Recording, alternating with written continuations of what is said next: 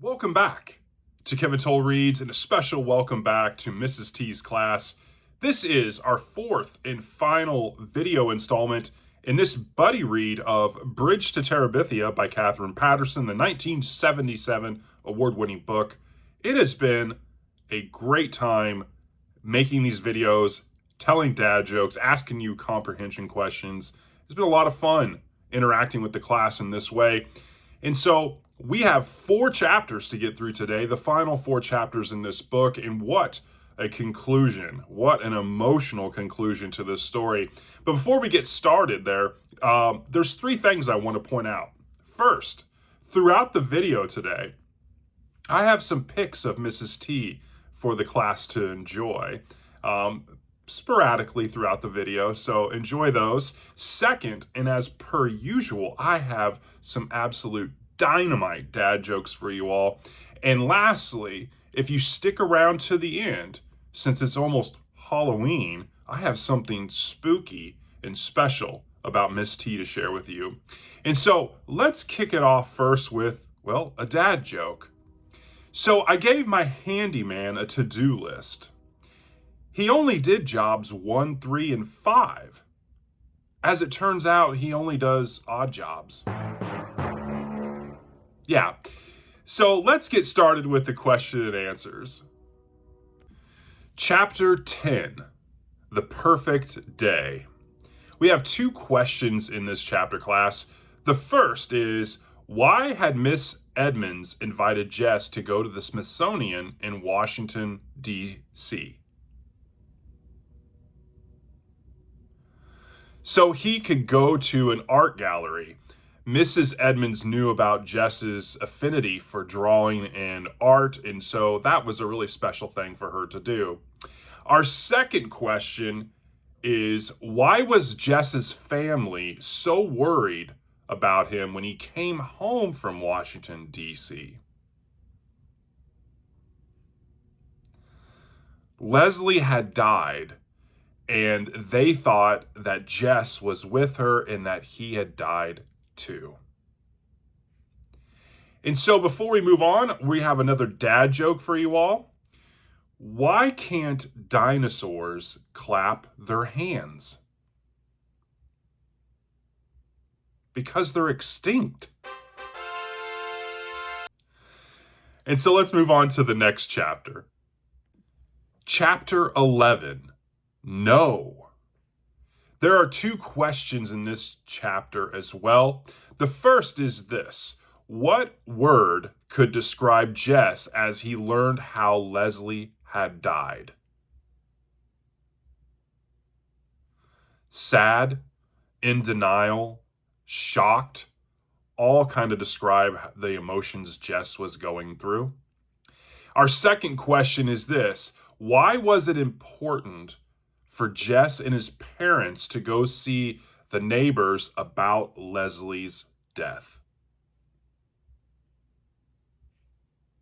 To show them they care and that they were sorry for their daughter's death. And so I have another dad joke for you all. What do you call a rabbit with fleas? Bugs Bunny. What? And so now let's move on to the next chapter. Chapter 12, Stranded. There is one question in this chapter, class. Why did Jess throw his painting supplies and paper in the creek? He was angry at Leslie for leaving him.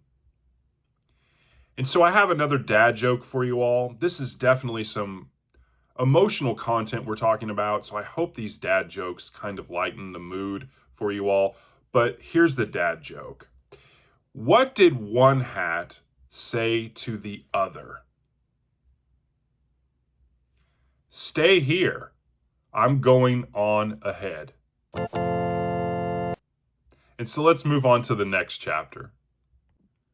Chapter 13, Building the Bridge. There are 2 questions in this chapter, class, and it is our final chapter. The first question is, what did Jess learn from his conversation with Miss Myers? He learned that although he was feeling sad and angry, that he would never forget Leslie. And our second question is, how did Jess turn Terabithia over to Maybelle?